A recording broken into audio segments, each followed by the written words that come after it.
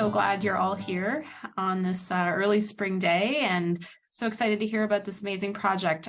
We would like to, at TCAS, and the team would like to acknowledge that we here at Trent University are on the traditional territory of the Mississauga Anishinaabe, and we offer our gratitude to those First Nations for their care and teachings about the earth and our relations. And we hope that we at TCAS and our efforts are working to honor those teachings. However, being on Zoom, you are likely located on different traditional territories in Canada and around the world, and so that's something you might wish to consider as we proceed.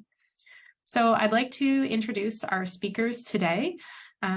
First is Dr. Mark Skinner, Dean of Humanities and Social Sciences and Professor at Trent School of the Environment and past Director of the Trent Center for Aging and Society here at Trent. Mark's research examines how rural people and places are responding to the challenges and opportunities of population aging, especially the role of the voluntary sector and volunteers who support older people in sustaining rural communities. Dr. Rachel Herron, Associate Professor and Canada Research Chair in Rural and Remote Mental Health in the Department of Geography and Environment, is joining us from Brandon University, and Rachel is also a TCAS Fellow member. Rachel works with researchers, students, and community partners to develop solutions to rural mental health, aging, and care needs. Dr. Rachel Barr is Director, Research and Health at Canada's National Ballet School and is a TCAS Fellow member.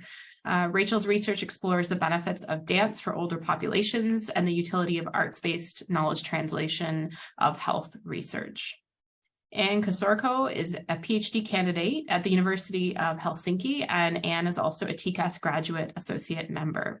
Ann's areas of interest include aging, communications technology, social inclusion and relations, sustainability, volunteerism, and arts-based practices. And Dr. Stephen Katz, Department of Sociology Emeritus here at Trent, and executive member of the Trent Center for Aging and Society. Stephen has been described as one of the leading thinkers in the gerontology field and is internationally renowned for his significant theoretical and methodological contributions to the global sociology of aging. And now I'd like to introduce TCAS, or the Trent Center for Aging and Society. And we're a collaborative of researchers here at Trent and elsewhere that include students, faculty, and staff, as well as community members, including older people. And we conduct, celebrate, and communicate research that focuses on providing information about the whole spectrum of aging. And one of the focuses we have here at TCAS is knowledge mobilization, and this is sharing knowledge in appropriate non-academic ways to key community stakeholders. And so this project exemplifies everything that we do at TCAS. So we're so happy to be able to have the opportunity to share this information. This project also represents experiential intergenerational learning. And in this case, we have academic mentorship of people of different ages and different academic stages. And so that's a wonderful representation of what we stand for here at TCAS, and this project has included. This is also a wonderful project in terms of community-based research that directly supports older people and those who may care for them, and in many ways highlights TCAS's strength through this groundbreaking project in arts-based focused aging research. But yet, alongside all of these great things, there's a strong academic foundation to this project. Of course, you know, a book that sort of illustrates that the most. And I hear it was also a really fun project over many years. So we're excited to hear a little bit more about that. So this project, conducted by this wonderful team of people, and this book that we're going to hear about today truly exemplify, I think, all that we here at TCAS stand for, and I'm very proud of each and every one of you on this team. This has been many years in the making to get to this point. From an idea to a book is pretty amazing. So congratulations, and I'll hand it off to Mark. Thank you, Elizabeth, and hi everyone. We're really excited to be giving this seminar today as part of the Aging and Society seminar series here at Trent. In the first part of our seminar, Rachel Herron and Rachel Barr and myself want to talk a little bit about the collaboration behind our project and the book itself, and also provide a demonstration of the dance program that we were involved in studying. So this is the final part of a 3-part book launch series. We started in January in Brandon, Manitoba with our Alzheimer's Society partners. We had a second book launch in February in Toronto with our dance community partners at the National Ballet School. And then now in Peterborough through TCAS and then virtually with our research partners. We're very excited to be here with you to showcase the collaboration that went into this work. Elizabeth is correct. This was a lot of fun, so we hope you get that sense as we work through the seminar today. We're also going to hear from one of the next generation of early career scholars who were so proud to have worked with us on this project, and also to discuss the intellectual contributions of our work with one of Canada's most eminent gerontologists. So the focus of this afternoon's seminar is on the newly published book. So this is Dance, Aging, and Collaborative Arts-Based Research through Routledge. And this really is a culmination of an interdisciplinary collaboration among university researchers, students, dance practitioners, community leaders, and most importantly, older adults and carers. And this started in 2016 and continues today. As you will hear about in a moment, the overarching goal of our book is to share the theoretical, methodological, and practical lessons learned from a 4-year project called Improving Social Inclusion for People with Dementia and Their Carers Through Sharing Dance. We affectionately call it the Sharing Dance Project.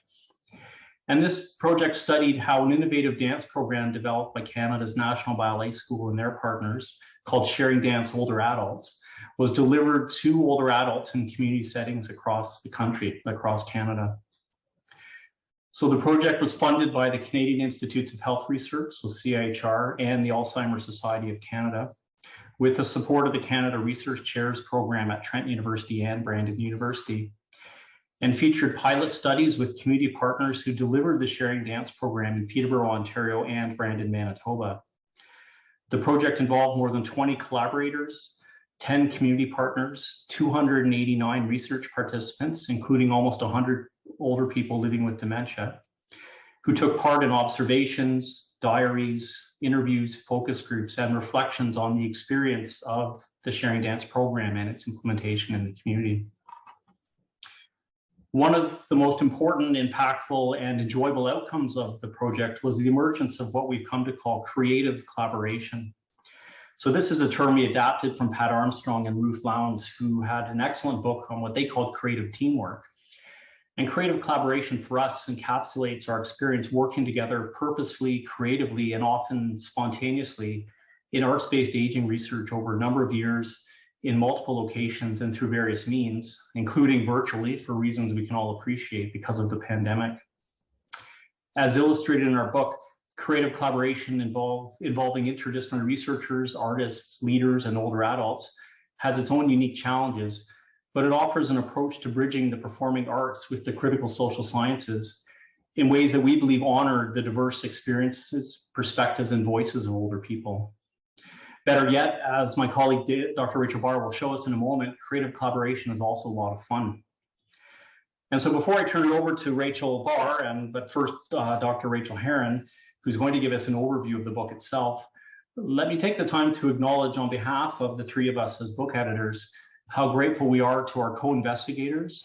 So Dr. Pia Contos, Senior Scientist at Kite Research Institute and the Toronto Rehabilitation Institute, University of Health Network, and Dr. Frena Menick, Professor of Community Health Sciences at the University of Manitoba, as well as the team of research assistants, graduate students, and postdoctoral fellows, and all of them for their dedication, imagination, and adaptability throughout the Sharing Dance project and its culmination in this book.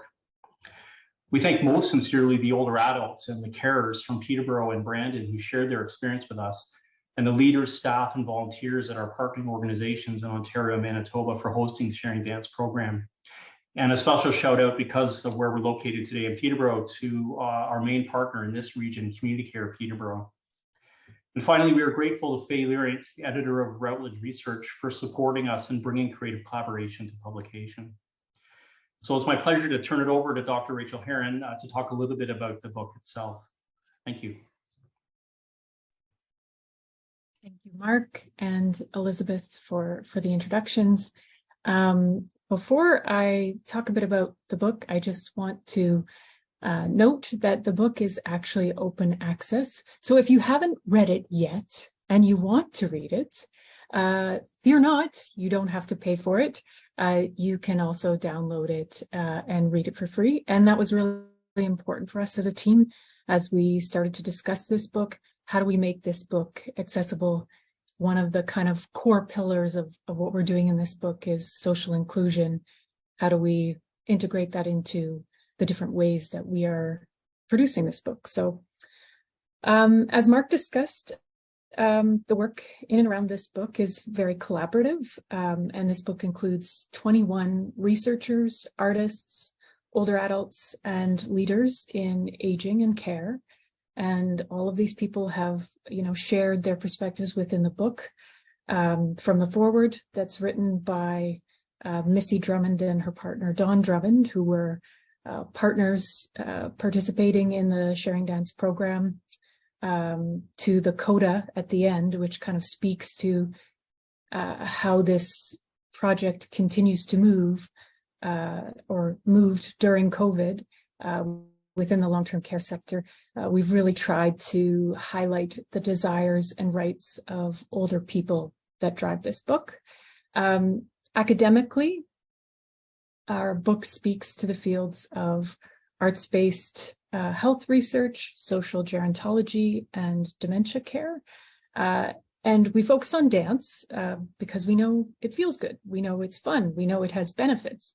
But what we find when we look at a lot of research in the fields of health and social gerontology is that we often look at dance in a very instrumental way, that we reduce its use to basically kind of changing people's mood, changing people's behavior, or improving their balance. And when we do this, we actually fail to appreciate the role of the arts in enriching the lives and rights of older people. And we fail to see how the arts enable people to express themselves creatively and relationally. And so our book seeks to offer a different perspective on dance, aging, and research. In the introduction, we provide kind of an overview of the research collaboration and the concepts and literature that inform our work and the different sections of the book. And in the second chapter, readers learn about the evolution of sharing dance and the principles behind the program. And this chapter provides a really rich example of how arts-based organizations can collaborate with health and social care sectors to develop opportunities that foster creative and artistic experiences, while also really prioritizing accessibility. In our third chapter, we describe the unique arts-based collaborative research approach that emerged from our work and the critical role of adaptation in kind of advancing how we do work with diverse stakeholders. In our fourth and fifth chapters, we focus in on some of the theory and trying to apply that theory. So we look at how sharing dance offers alternatives to the reductionism of art for therapy culture and how it centers this idea of human flourishing. In chapter 5, we talk about social inclusion and how sharing dance can help us to advance the way that we think about social inclusion. In the next 6 chapters of our book, next 4 chapters of our book, we focus in on kind of what we found. And so we start with the lived experiences of an artist, 2 older adults participating in the program, and a community facilitator.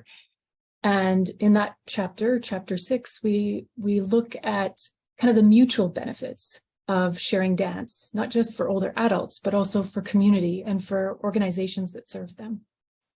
In chapter 7, we explore how sharing dance can challenge the stigma associated with dementia and advance research on the fundamental role of the body in self-expression, creativity, and sociability. And using rich examples, illustrate how the arts can cultivate this kind of relational environment that can counter biomedical understandings of aging. In Chapter 8, we explore some of the technological challenges associated with the remote delivery of sharing dance, specifically what happens when there's glitches. And so this chapter really expands these debates about what are the limitations and potential of technology in delivering programs for older adults. In Chapter 9, we have an opportunity to look at some of the community dynamics that influence the delivery of arts-based programs, which is often a neglected area when we're studying these kinds of programs and initiatives. So we wrap up the book with a review of our contributions, but also thinking through what's next in terms of knowledge mobilization. And that is where we turn in the next stage of this presentation as well, is to look at how do we share what we've found with others. And one of the things that we've come to see is that the best way to share the value of this program is actually to experience it. And so I'd like to invite Dr. Rachel Barr to lead you in a dance experience. Thanks so much, Rachel. So I'm going to invite you to find a comfortable place to sit. I'm just going to move myself as well. Can everybody hear me? I hope so. Thanks for the thumbs up. So Sharing Dance Older Adults was developed by Canada's National Ballet School in partnership with Baycrest, their geriatric hospital research center and long-term care facility here in Toronto, where I am. And the idea of the program was not to be disease specific or any type of therapy, but really to focus on how to make dance accessible to older people with different physical and or cognitive abilities, challenges, because as a dancer myself, I've lived and the joy, the many physical, emotional, spiritual, social benefits of dancing in my life, of having that practice. And so it's really exciting to share a little bit with you today. So we're just going to do a little warm up, because I don't know what you've been up to today or what time it is where you are. So we're just going to do a gentle warm up. So finding a comfortable spot in hopefully a stable chair, making sure you have enough room. You're not going to hit anything. There are no pets that you're going to step on.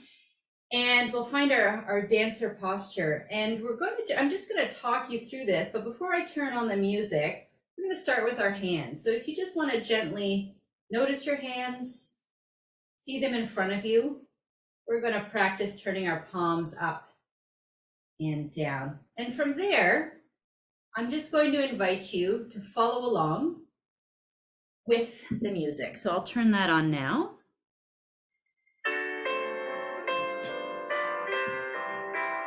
So let's take our palms up and turn them down. And let's go through the music. We're going to go up, down, up, down, up, down, up, down. Now let's pull that into our shoulders and reach it out. And we'll do that a bit faster. We're going to pull, reach, pull, reach, pull, reach, pull, reach. Now maybe you'd like to lift your shoulders up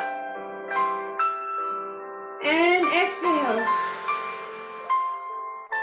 Let's try that again. Lifting up and exhale. Up, exhale. Now, if it feels good, you might want to do a little gentle roll backwards with your shoulders.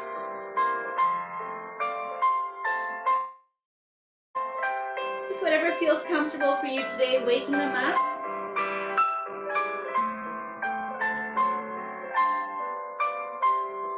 And now we're going to sway to the side, side, one way, and the other. And now you can freestyle it. Perhaps you're painting a picture. You got two hands. But just enjoying that sway side to side. Maybe one hand is moving differently than the other, or maybe you're going together across the canvas. Okay, let's go down to our legs. If you'd like, you can extend the leg out or an arm out, whatever feels better. And perhaps the other one, give it a little stretch. And if you'd like, let's do that a bit faster. Extend and stretch. And that kind of feels like a stroll, so I'm going to take a little stroll. Maybe it's springtime where you are, or spring is trying to emerge, so we're just going to walk through the mud. That's what it looks like here in Toronto today. A little stroll. Okay, just to finish, I'm just going to pause the music.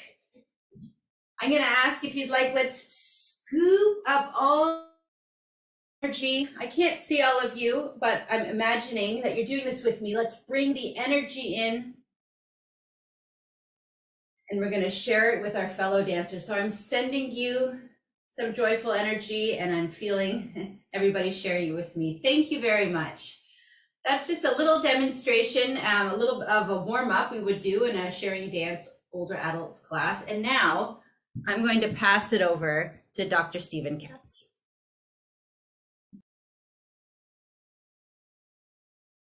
I could use some more dancing, but okay.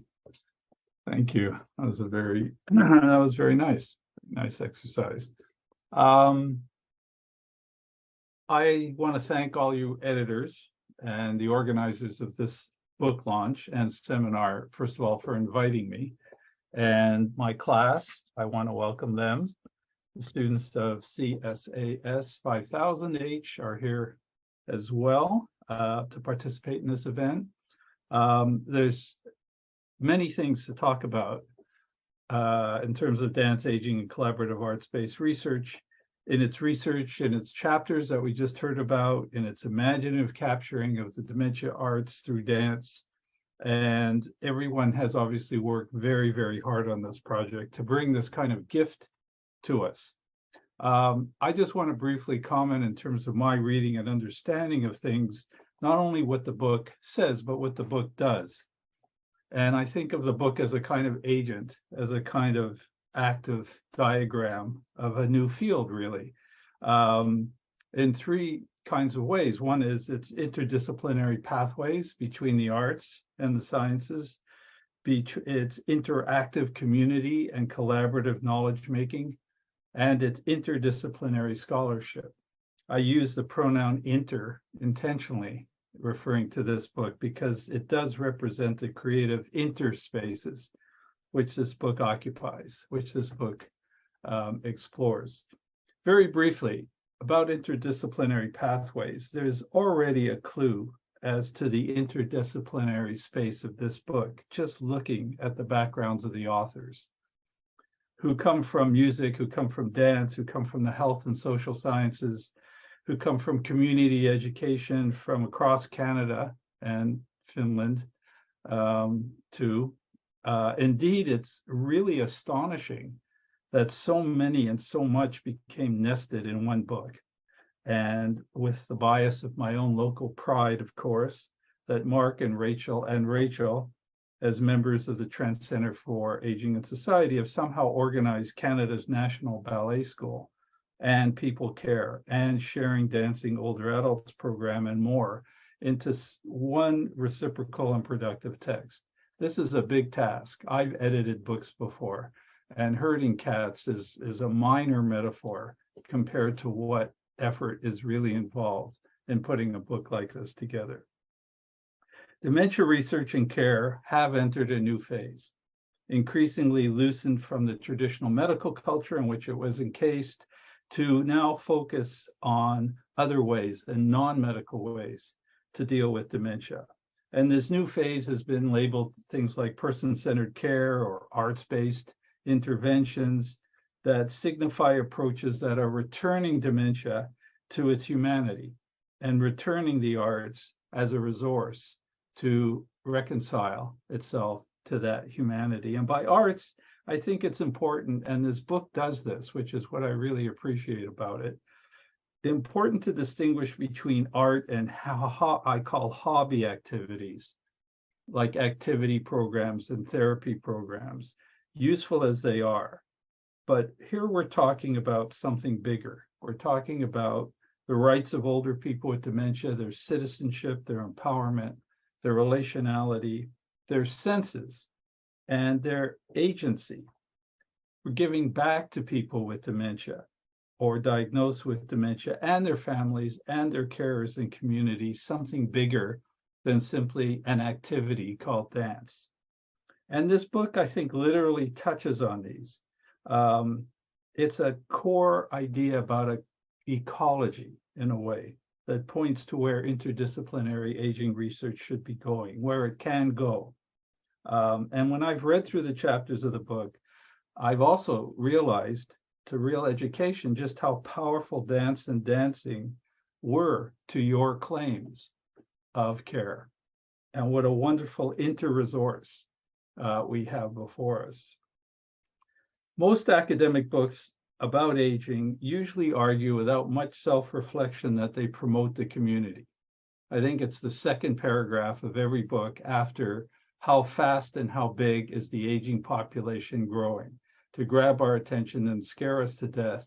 Usually paragraph 2 is how much they care about the community and how much they care about collaborative research. So that sets the mood, even though most books don't attend to either of those things. Simply interviewing older people or adding older people or adding them to surveys on technology or sending surveys to people over 65, etc., is not community-based research, is not collaborative research in the sense of a co-created shared process of knowledge making. It's a risk doing collaborative research, and this book risks everything to do it, ethically, methodologically, and practically, not just in its results, but to be collaborative. It enlivens the relationships between participants, communities, programs, and dancing bodies too. It engages with the rhythms of environments and also non-human entities. So collaboration here has no boundaries except one, that a common set of problems is set forth and an open invitation is sent out to everybody who wants to address those problems. The problems of dementia and what dance could mean for people diagnosed with dementia as support has attracted a truly collaborative community, since the problems at hand are not approachable otherwise. And this research project, as these editors make clear, began as a nationally funded 4-year collaborative project, but has the momentum of continuing way past that funding period, because the expanding horizons of the National Ballet School can create that momentum as well. And also, it brings together gerontologists, aging studies researchers, and many others to grow together, to exceed our goals together and objectives. Again, I'm completely biased here, I admit, because I see how the spirit of dance and the vision of our center at Trent became so well adjusted to each other, became so comfortable with each other, and now nurture each other's compassion for older adults, especially those living with dementia. So in a way, it's a very warming feeling that our membership together is part of that larger movement to lift dementia out of its dehumanization and reconnect it to the bodies, if not the souls, of those afflicted with it. In fact, it should make all of us want to dance together. That's what reading this book felt like when I was through with it. The last comment has already been hinted at by Rachel, Herron, and Mark, which is its ode to intergenerational scholarship. An important dimension of this book, which I find so appealing, is its intergenerational scholarship, a refusal to silo junior and emerging scholars from senior ones. The book and people in the arts from people in the academia. And the book avoids the typical status hierarchies between academic generations and dissolves the lines that typically differentiate them. For example, Elisa Grigorovich was a student of Pia Kontos at University of Toronto. Rachel Herron and An Kosurko work with Mark Skinner, of course, at Trent. Sheila Novak is a postdoctoral fellow. Other authors, both senior and junior, all write and work together to create this kind of feast of a book. And this is also part of the work of collaboration that we do, that not only seeks intergenerational reciprocal kinship, but we try and demarginalize the generations in general. This book is a kind of emblem of that demarginalization, as separate, as competitive. Reading Mark and Rachel and all your chapters together, or Elisa and Pia's paper together, or all the other intergenerational partnerships expressed in this book, really give us not just what collaboration means, but what it does, what it feels like in the writing. The cooperation is one of the joys of the book, I think. And lastly, to return to my opening remark, for me, the importance of the book exceeds what it says it is saying. Sometimes this ends up being part of our books. We write them and say things, but the book actually says more than what we intended to say. It does something. It brings together, in this case, interspaces, again, interdisciplinary, interactive, collaborative, and intergenerational presence. And its creators, I believe, advance the humanizing movement in dementia care through the wonders of dance and dancing beyond what they say they're going to do. I think this book hopefully is going to be very popular and very useful for a very long time. So thank you again for inviting me to comment on it and join you all and be part of the movement that you've created such momentum around. Over to Rachel Barr. Thanks, Stephen. And I'm actually speaking of intergenerational and up and coming academics. I'm going to pass it over to an amazing colleague who was the eyes and ears for me a lot in understanding how dance was being experienced by people in the study. So over to you, An Kosurko, to speak. Thank you so much, Rachel Barr. All of you in a line are a bit of a tough act to follow. I didn't realize that I would be in the order that it's happened, but it's all good.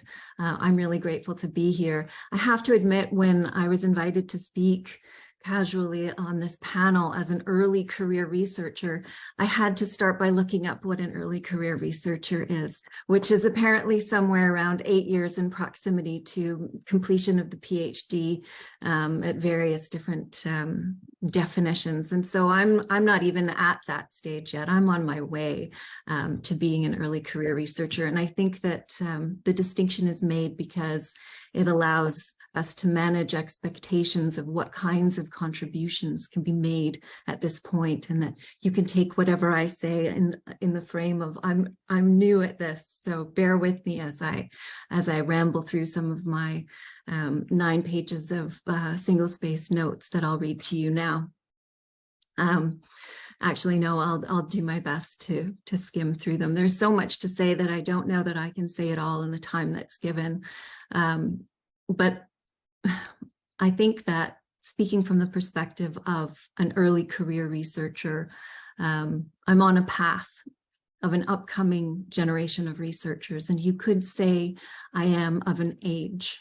And to paraphrase our great Stephen Katz on aging as the elegant and continuous means by which forces create the conditions for regeneration, an early career researcher could be considered a force, not yet an elegant one perhaps, in creating or in response to the conditions for generation and regeneration of knowledge. New researcher learns what the previous researchers have established, and we build on that knowledge to make the contributions of our generation. And so 2 themes that I've been pondering as I approach the completion of my PhD dissertation as an international extension of this arts-based collaborative research project are institutions and improvisation. And by improvisation, I mean that moment when we're making it up as we go. We create or respond to something that isn't planned. Yet it's not necessarily purely originally ours. We do bring what we have to it. It can be structured or made up of components of something familiar, be it artistic or scientific. In a moment of inspiration, of improvisation, you can take something and break it apart and change the order. And so in the context of critical aging studies, where we seek to deconstruct the dominant narratives, give voice to the marginalized, create change through our research and action, theory and practice, we work within institutional constraints, of which change is difficult, if not an oxymoron, the defining institutional features being those which persist. But some of the moments of discovery and the beauty of this project and this collaboration happened in research and in art during those unplanned moments where we would improvise, for example, in the moment of a technical glitch. And the honor to be witness to these moments for people living with dementia and their carers as they improvise new ways of connecting with each other through their bodies in ways that you could see were new recognitions of each other in these moments that were produced through artistic practices and creation and improvisation, supported by these institutions, now at the helm of, led by the helm of 3 new leaders in our institutions, and watching this new leadership take these positions. Mark Skinner in becoming dean at Trent University, Rachel Herron in leading a new institute, Brandon University, and Rachel Barr in establishing a new institute at the National Ballet School, Canada's National Ballet School. It gives me great hope to see that the future institutions of research are being led by people who value arts-based collaborations. And so for me, the impact on my career as an early career researcher was massive. The opportunity to learn the skills in collecting data, in field work, in developing my observational skills, but also in finding my own voice, being treated like a contributing collaborator on a project as an equal, participating in analysis. One of my favorite moments was in the basement in the new lab at Brandon University when when all of the co-investigators met to talk through the dissemination planning. And given the opportunity to witness this process, this interdisciplinary scholarship in action, people from different perspectives, different disciplinary perspectives, really working through the angles and the arguments and the evidence and what would be just talked about and written up, and then being given the opportunity to co-author and to write and to find my own voice and to make it up as I go along within these institutional parameters, is really the opportunity that has given me such a great start in my future collaborations. And so I'm very grateful to have worked with such an esteemed, incredible team. I've lost complete track of all of my notes and everything that I wanted to say, so I'm improvising from this point forward. But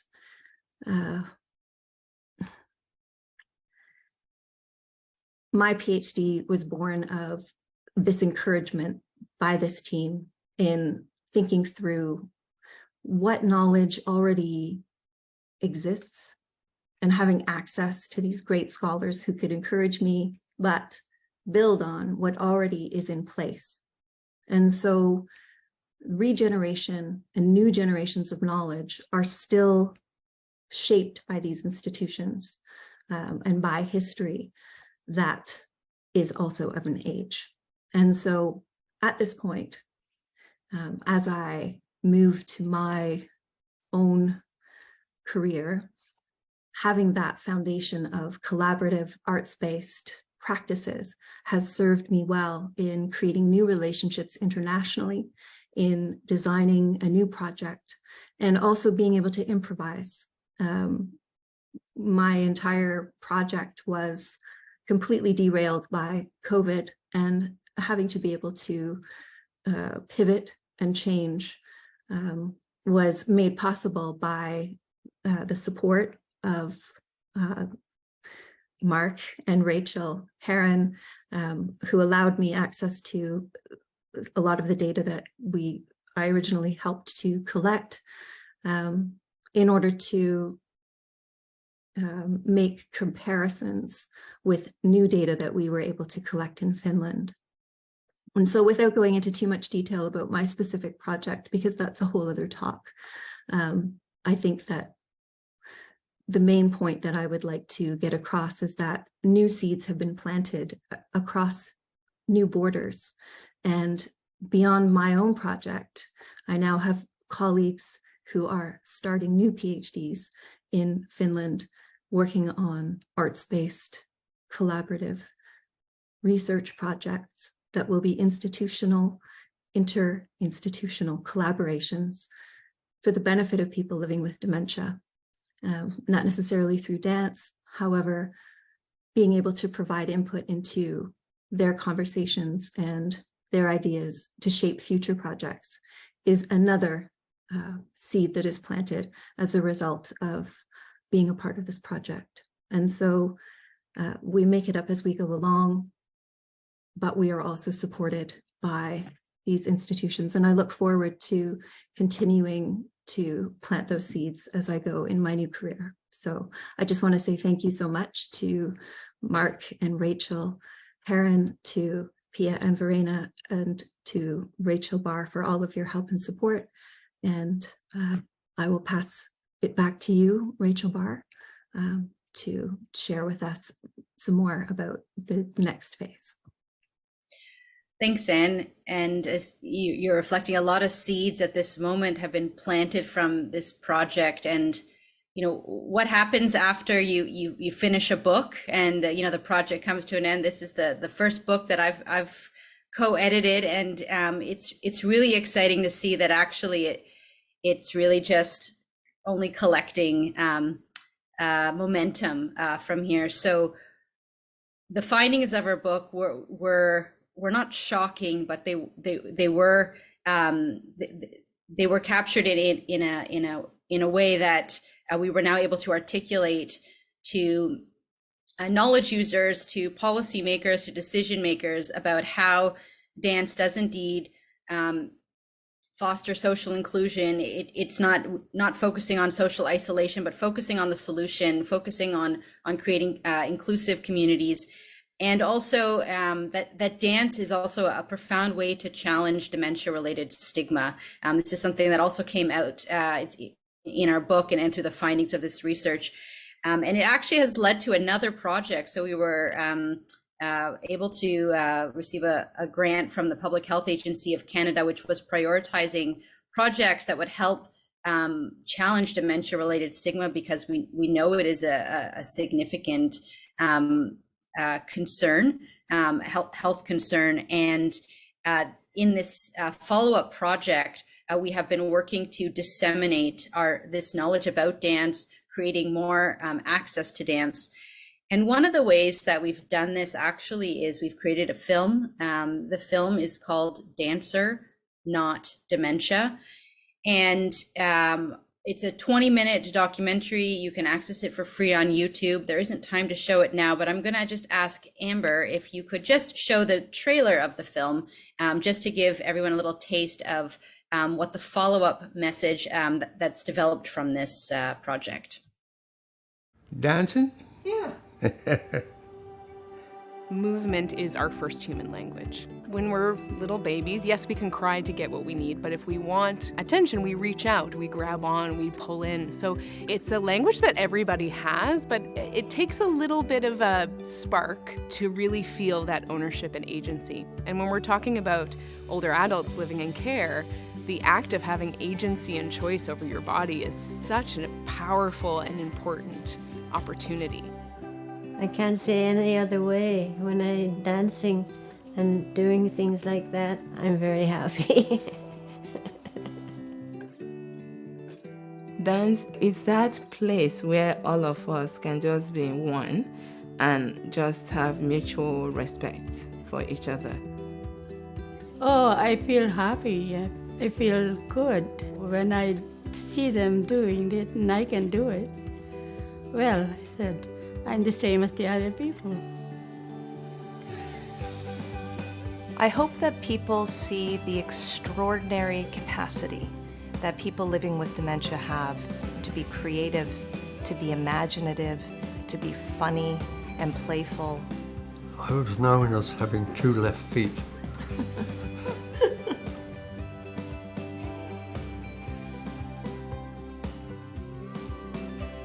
Just because somebody has dementia doesn't mean their life's over. Guess what? You just start a new chapter in your own story. Just make it the best chapter ever.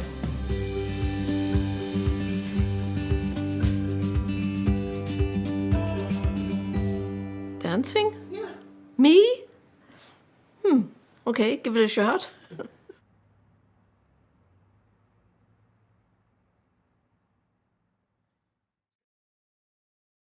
So if you're interested, please do take a look at the film.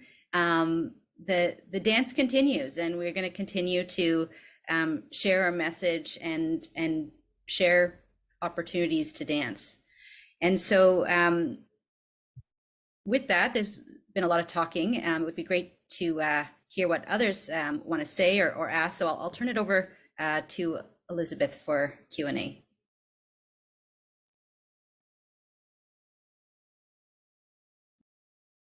Thank you, everyone. That was such a wonderful overview of the project and of the book. Such a great time to see the evolution of something. So for me as an outsider, it was always, but involved in TCAS, I always heard about this project, and to really, see it come through in like a book that's accessible to everybody, and this video, and through this webinar and other similar events that you've been doing. I really applaud your efforts to share, mobilize the knowledge that's been created, the deep knowledge that's been created, both academic and community-based from this work. So I'll start with a question that I have, maybe to 1 or 2 or 3 of you, depending. I just wondered if you could share a particular notable moment of the whole project for you, something that stands out that's special for you. I'm sure you all have many.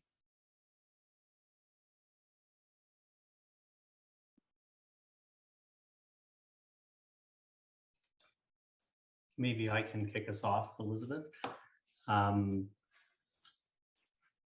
This is a hard question. I think everyone's grinning because there were so many enjoyable, but also a lot of embarrassing things going on in a project where we're asked to move a little bit out of our comfort zones. And so what I'll reflect maybe for everyone is, as a geographer who spends a lot of time thinking about rural community development and how to support older populations in those contexts and so on. The most memorable moment for me would be when the ballet school, NBS, was showing us some of their promotional materials to help promote the project. And they included photographs of me dancing with other members of the program. And that's when I realized that in some ways, this collaboration that so many of you and Anne and Stephen, thank you for your comments. This really is the best of that community engaged scholarship, because it allowed me to, in this case, put my dance shoes on as opposed to my rural development boots, and kind of let go of any assumptions I might have had about the role of a researcher in these kinds of arts-based projects. So to me, seeing some of those initial photos were really striking, because I realized that I was part of something really special and really different from what I'd been involved in before.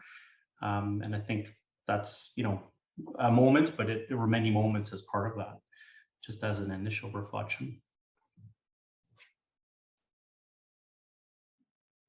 I can add, for me, I think traveling around and dancing with different communities was probably a huge highlight for me. Just Canada's National Ballet School is in downtown Toronto, and that's typically where I'm dancing, where I'm researching, but then to actually go into communities and dance with communities. It really informed the development of the programs so much, and it was just such a joy.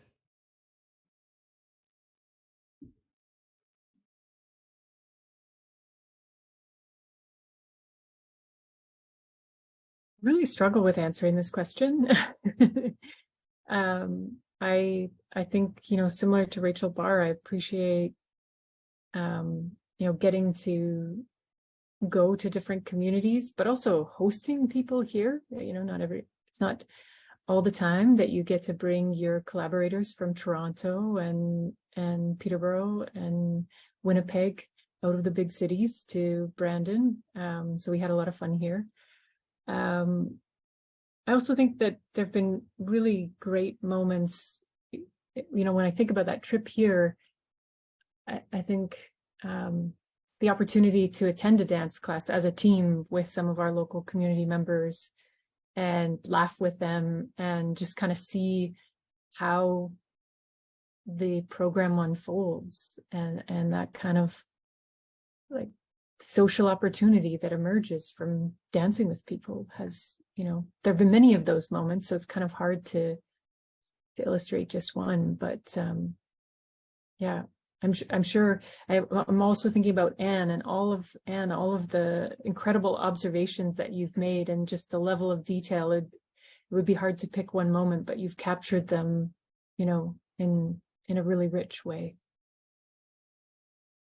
Thank you. I tried. I think that I got better with some skills development when I compare the original notes that were made to the notes in the final stages of the project. And that's really part of what contributed to my training as a researcher and learning to write what I see, which isn't as easy as you would think. And I think that one of the moments for me that I want to share, and I don't know why this is stuck in my mind as the moment of all the moments to choose, was improvising my way through running a focus group for the first time with a group of, as Stephen said, it was like herding cats in a way, trying to bring everybody together at a facility, including people living with dementia, and allowing things to go in different directions. And I can't remember the question that was on the table at the time, but there was a moment with one of the participants who was talking about something that was needed, and that the quote that I remember this person saying was, "We need more people around here like you." And I don't think that they were talking about me specifically. I think that it was because of the fun that was being had and the movements that were being made, even during the conversation, and the way people were allowed to participate in this circle of sharing of themselves. And that this type of research and this type of, I don't want to say activity, but interaction is something that is needed. And to hear that directly from the voice of a participant living with dementia in a facility, I thought I wanted to share that back with everybody as a reminder that it was noticed that we were there and it was important. And that was a very good feeling. Thank you. I have a couple questions to ask. These next two questions are open. If one of the members of the team wanted to jump in. What were some of the challenges that the team faced in designing/implementing this project? So, for example, they suggested skepticism, and how did the team move through that? I can maybe start. I know Mark and Rachel can also speak to a lot of this, but in terms of skepticism, I being from Canada's National Ballet School, and this idea of like, what will my 92-year-old mother with dementia do in your dance class was something from the very beginning when we created this was a challenge to to help people get their mind around it. And I think it does speak a lot to the stigma related to dementia and quite frankly to older adults in general, about what they can and can't do, and assumptions made about who is allowed to dance, who should have access to dance outside of a therapeutic context.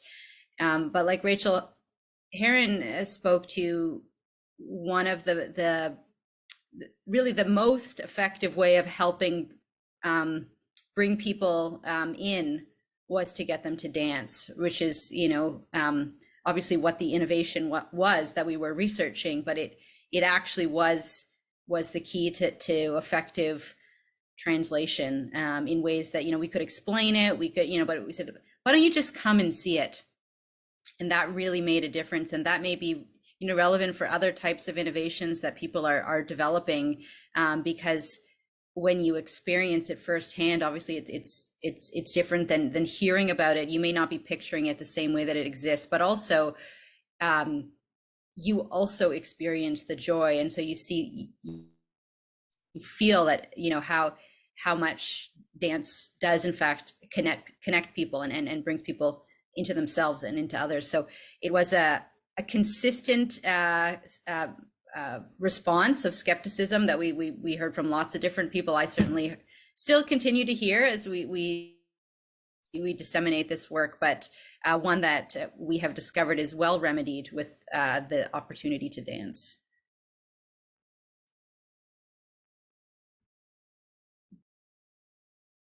Would anyone else like to weigh in on this question about challenges in design and implementation?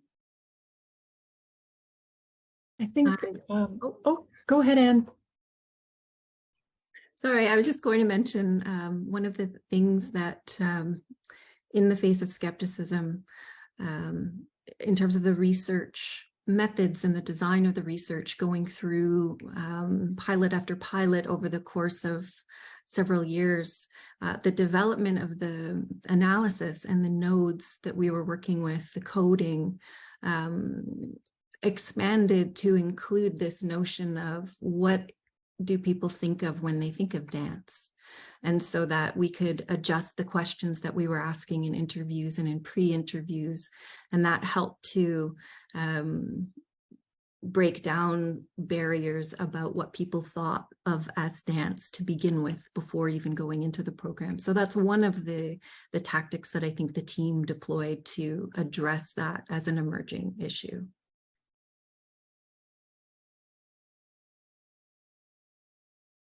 I just wanted to add kind of thinking about an example of where there was some skepticism. I think even our community partners here in Brandon at the Alzheimer's Society, they spoke openly, even in their chapter in the book, about their skepticism and sort of sense that maybe this wouldn't work. And again, to kind of reinforce what Rachel Barr was saying, that once they saw it, right, they were surprised, and it challenged what they thought, even as members of an organization that are, trying to advance opportunities for people living with dementia.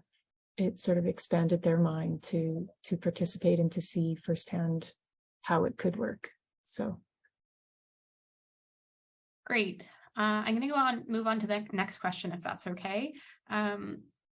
Gavin Andrews asked, what challenges have you had in showing dance in your book? So he says, dance kind of creates its own space and words don't do it justice.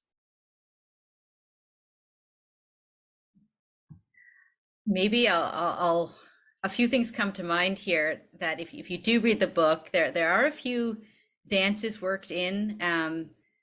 The chapter, Pia and I, we decided to write our chapter as a little bit of a dance back and forth instead of just writing a chapter, creating a different kind of movement within it that kind of, I think, reflects a little bit call response kind of dance. We also were thoughtful about our coda. The name coda is a literary reference, but also coda is the final piece in a dance, in a ballet context. So we were kind of trying to play with that a little bit, but it is a fair point, because one of the biggest challenges for me as a dance researcher is looking at, you know, the outcomes, the studies, and feeling that it doesn't fully capture why people dance, the benefits of dance, right? A lot of that, the studies, especially I think that focus, try to with a narrow focus, you know, the physical benefits or even the emotional benefits, that the more you limit it, you know, we are limited by language. And so I one of the reasons I'm so proud of this book is I do feel it's broader in how it acknowledges dance, certainly in understanding, hearing from different voices and different experiences. So capturing different experiences, I think, was a big part. But I guess I'm going to have one key message in this whole event, which is you're right. If you really want to understand why we should be dancing, then you should probably be dancing. Can follow up. One of the, you know, our intent with the kind of culminating edited book was to, in some ways, there was serendipity, because the intent of this project pre-pandemic planning was to have a large symposium hosted at the studio at NBS in Toronto. And it would be part of a, you know, a number of different ways we might disseminate all of the different research and outcomes and so on.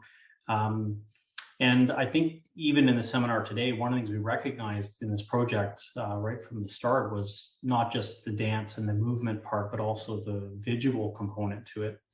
So having multiple ways of disseminating became really important to us, including designing all of our sessions. We try to build in a bit of a demonstration of what the dance program looks like, so that physically people can, you know, see what it is in terms of what we're talking about.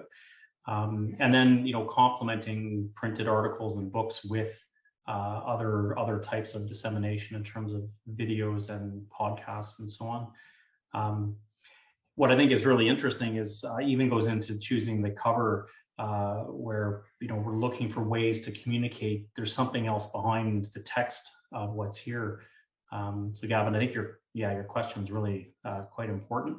If we only did textual based dissemination, then the projects would end up, you know, the full fulfillment of everything that was experienced wouldn't be expressed. And I think that's the same for projects that relate to music and other types of arts-based research.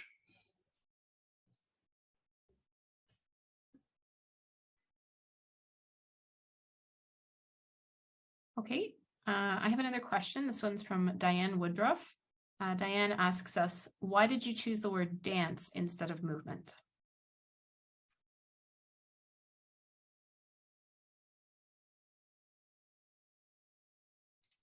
Maybe we won't put Rachel Barr on the spot for everything related to the ballet school. One of the reasons, Diane, was that the actual name of the program we were studying was called Sharing Dance. And this may sound like a roundabout answer to your question, but in some ways we needed to be consistent with how the community was framing the program itself. And maybe Rachel can talk a little bit about, you know, where movement versus dance and then community dance and so on becomes kind of vocabulary that's used. But maybe a parallel theme in terms of questioning our terminology would be the use of older adults.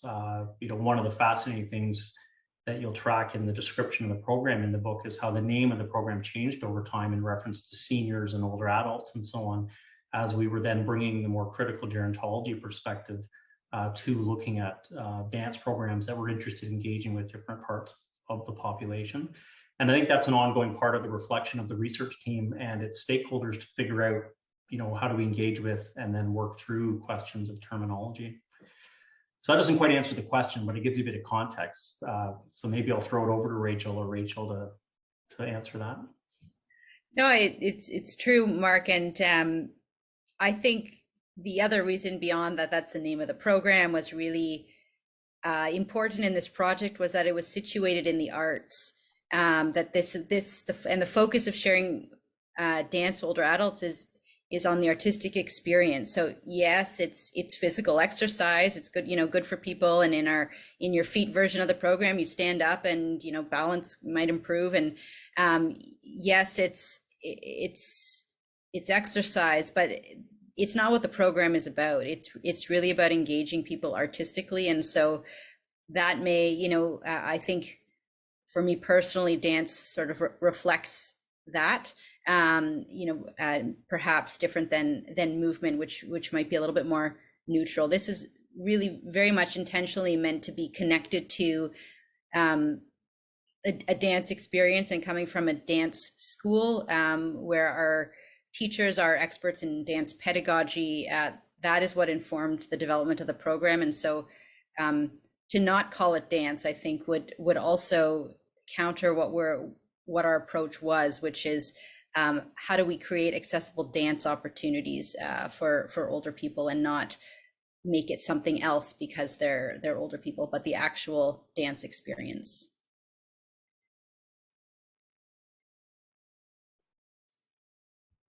I have another question that actually really nicely dovetails on what's being discussed right now. Someone has asked, a topic talked about is the benefits of physical activity and healthy aging. I'm wondering if this book will bring awareness and knowledge around physical activity not having to be traditional workouts like running, etc. How dance isn't just a hobby, but it's part of the physical activity that can foster healthy aging mentally, but also physically.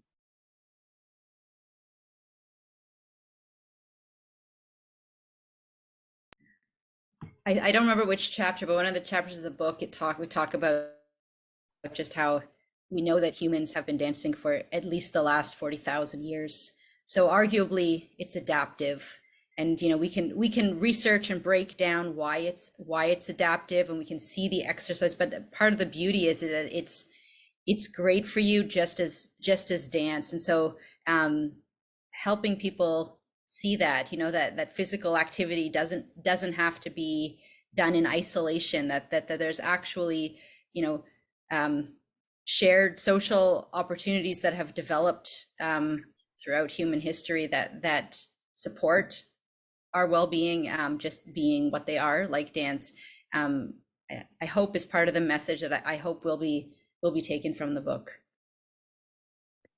I think too, one of the things that comes from the voices of older adults participating in the program is that part of what is enabling about dance is that you don't have to see yourself as an athletic person.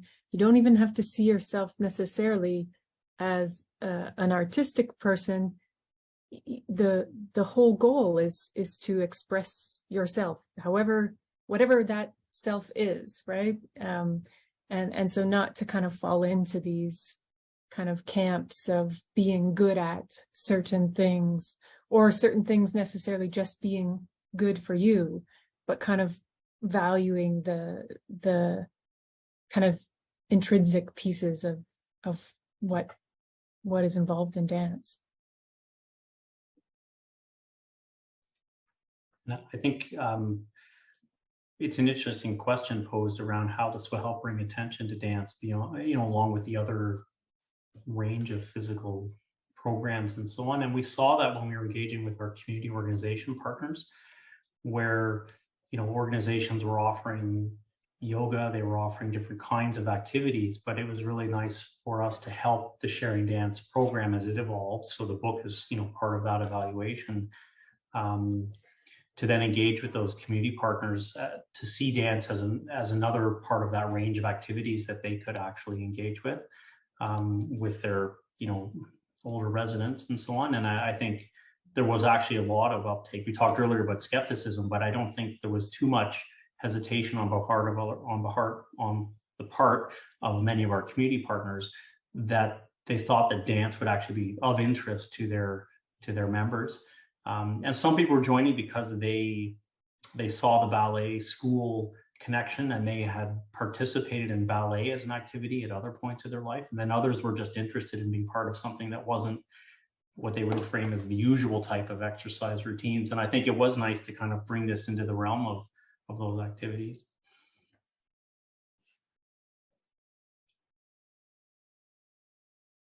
Okay, I have another question for you. I'm just giving a pause in case anyone else wanted to jump in, so please feel free to let me know.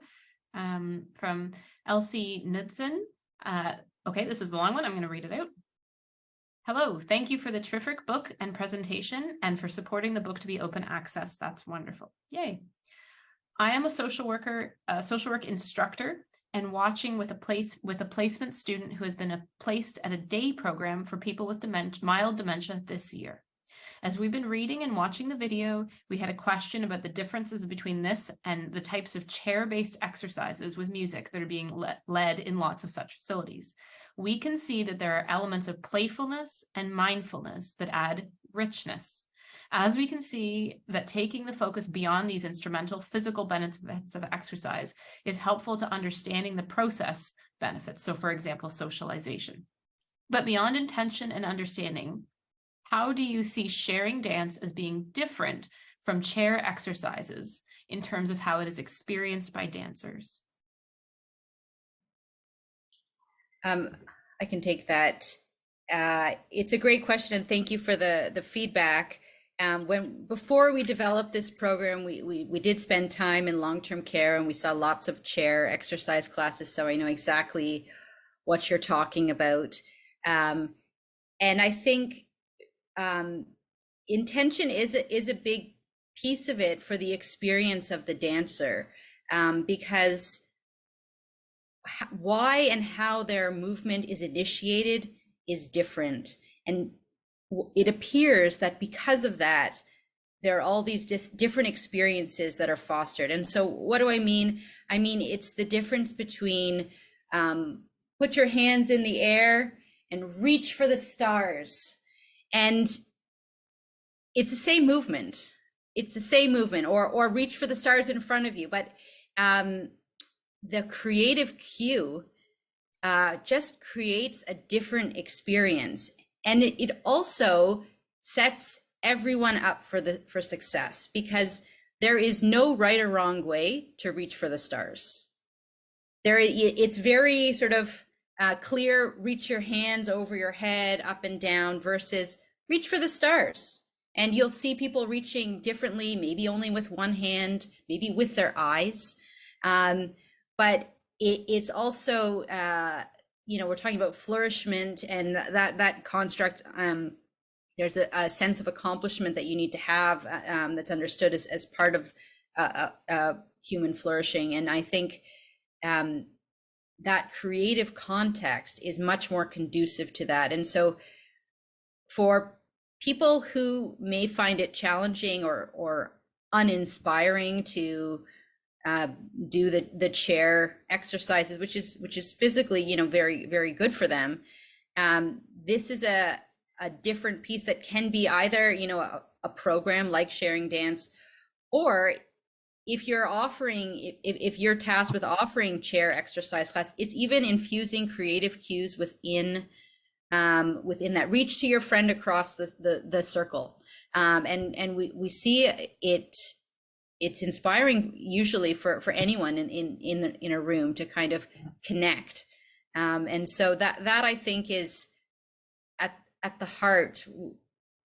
one of the key differences. That, and I just need to acknowledge our really talented musicians, because when I watch chair exercise classes, the music is just background, and we have really talented artists, musicians that we've worked with, and we work with it with Sharing Dance Older Adults here at the school, and not connecting to the music is such a loss, because we all respond to music as well. And certainly when we are moving with the music, that creates a different experience too.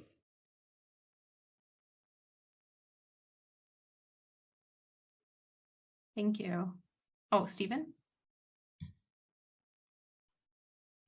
One question I had while I was reading the chapters and listening to all of you too was that I suspect that for most of the people participating, that they had danced as younger people. That dance was a large part, possibly, of their younger lives.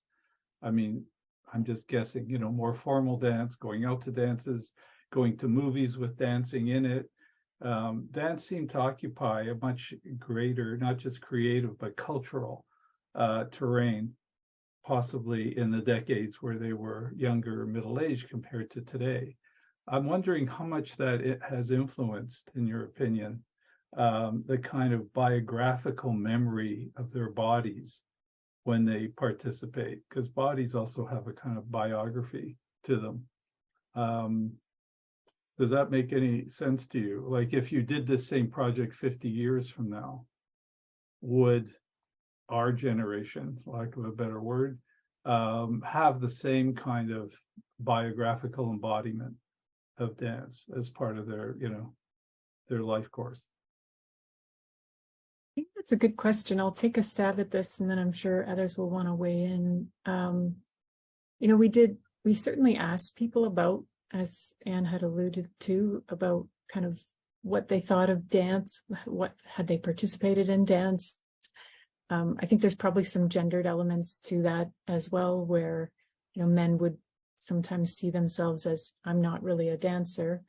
But what's interesting too is that it's not just dance. You can't separate the art forms of dance and music in this. And so I think a key piece too of the program development and the research was that we would be looking at the facilitators would be in the communities, would be providing feedback to Canada's National Ballet School about what type of music the people wanted to hear. And I think, while dances might have formed a bigger part of the social and cultural context of the generation that we're looking at, I don't think there's a generation that is musicless and that wouldn't, have some desire to move to that music in some way. It might look very different, decades from now, but I think a key piece of that kind of biographical element was also getting at the music that was of interest to them. So if it was Dolly Parton 9 to 5 or Johnny Cash, that became, a part of engaging the people who are participating. Does that kind of help answer your question? Mm-hmm.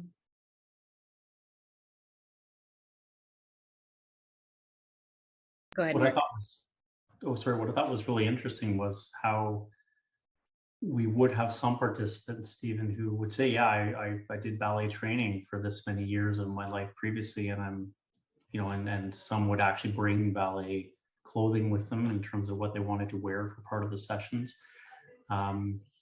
And then there were also stories of, you could see the cultural elements of where people were sort of from, and a lot of these settings were rural and agricultural settings in Ontario and Manitoba. And so in some of the ways we would hear about both men and women who talked about the importance of dances in their communities. So it wasn't that they did dancing as a activity so much as it was part of an important community event. And I think that gets at your kind of generational comment, that's me, each generation has a different way of engaging with dance as part of their, their cultural era. And I mean, the program itself, we studied it in Peterborough and in Brandon in Manitoba, but of course, sharing dance and through NBS has now been studied in all, in many different settings, including in metropolitan areas and in other types of long-term care settings, where the diversity of perspectives and experiences would have been a bit different than, for example, in some of our small town rural communities. I'd like to think what in 50 years from now, the request would be for the songs, because Rachel's correct. One of the more popular ones we saw was Dolly Parton's 9 to 5, and that engaged all kinds of really interesting motions and movements. I won't even try in a recorded session that'll be here in perpetuity to guess who would be requested 50 years from now. It might be Dolly Parton, but it'll probably be someone else who we're currently seeing on the radio. I just add in the in-person classes, I'm still able to teach in Toronto. We've been doing this really since probably 2013, 2014 in Toronto. And we can already see different trends in terms of the kind of music that our dancers want to listen to. So when we started, it was very much with one community, Frank Sinatra, and now people want the Beatles. So these are the different people moving into long-term care. And so I agree wholeheartedly with Rachel. I think it's the music inspires the movement, the dance. And so even even if they have different dance experiences or lack of dance experiences in their life, it's the music that will hopefully continue to keep people going throughout the development of this work.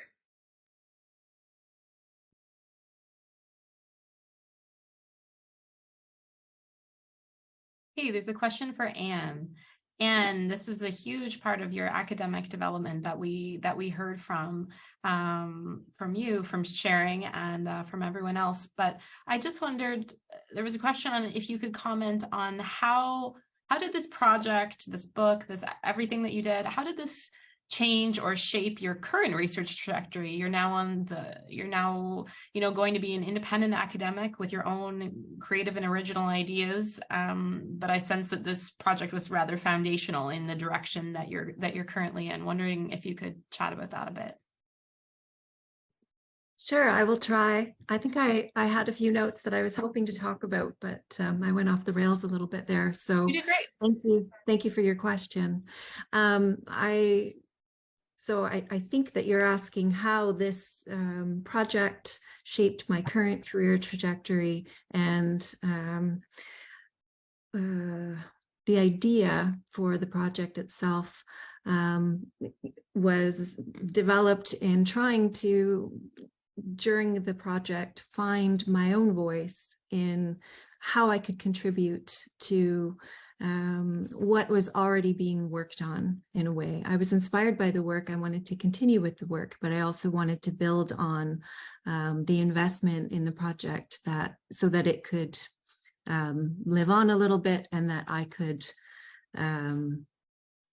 bring my own angle, as it were. And so this interest that developed in technology and how technology is framed as this solution to many problems of engaging with aging people or people who are marginalized due to remote locations.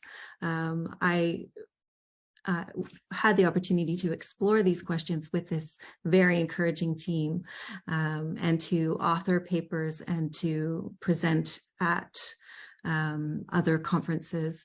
So in going through that process, new questions emerged, and embracing each of those questions as they came contributed to the development of the new research project. And after witnessing the expansion of this wonderful program across the country and the research project itself, to me, the natural next question was, well, what happens if we extend it beyond the borders of Canada?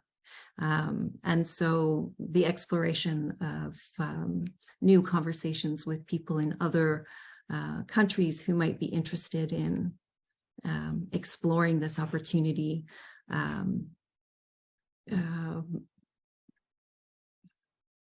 These conversations contributed to the opportunities as they presented themselves. And so it was a matter of walking through each door as it opened.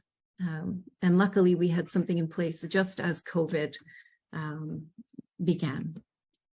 I'm not sure if that answers your question, but that's sort of the practical unfolding of how the research.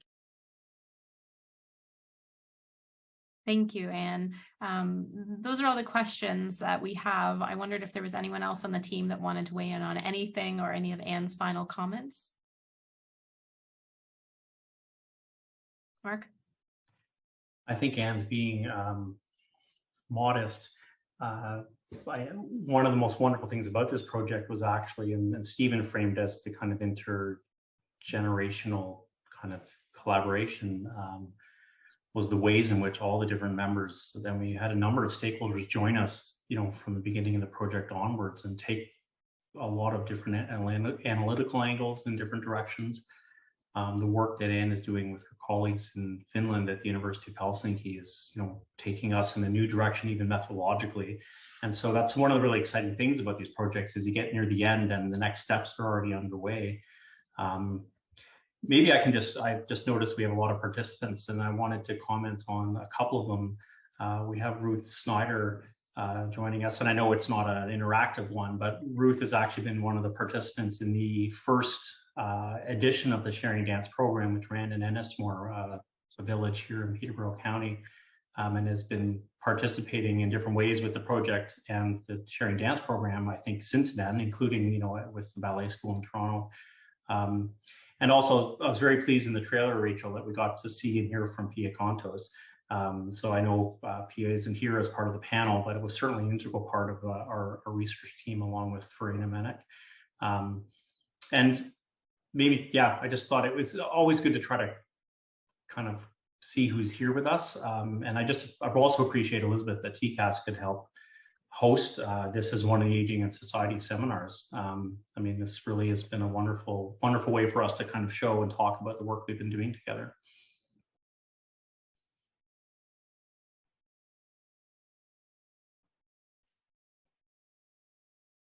Okay, well, I want to thank everybody for coming on behalf of the Trent Center for Aging and Society. I realized I didn't introduce myself, of which I am director, Elizabeth Russell. And I also wanted to extend a special thanks to Amber Kolababa, research coordinator over there in the front office, and also Jordan Till, knowledge mobilization graduate assistant over there, who have been integral in making this happen, hopefully, and I think so far seamless, and hope you all, really enjoyed through the pandemic. We've been figuring out how to do these things, and I think we're at a point where we can just say we can do Zoom webinars and do it well. So thank you so much to Amber and Jordan for all your work. They're cheering up there, yay. I also want to mention that there will be a survey that will be sent to attendees within the next hour, and this survey is really important. If you have some time to share your feedback about the Sharing Dance for Older Adults activity that you attended, so this webinar, and how these activities may have affected attitudes and beliefs about people living with dementia. So that will be sent out within about an hour from Amber. Jordan will be also creating a video based on this event, so watch for that within the next couple of weeks if you want to share this with those who weren't able to attend. And my final point is that our next TCAS Aging and Society Seminar Series will be held on Tuesday, May 23rd from 1 to 2 p.m. So in late May, we'll be hearing from Dr. Stephanie Tobin, who's a faculty member here at Trent University, and her project is called Aging from a Cellular Perspective. So we're really excited to hear from Stephanie. But I want to thank everybody for coming, and I hope you have a great rest of your day.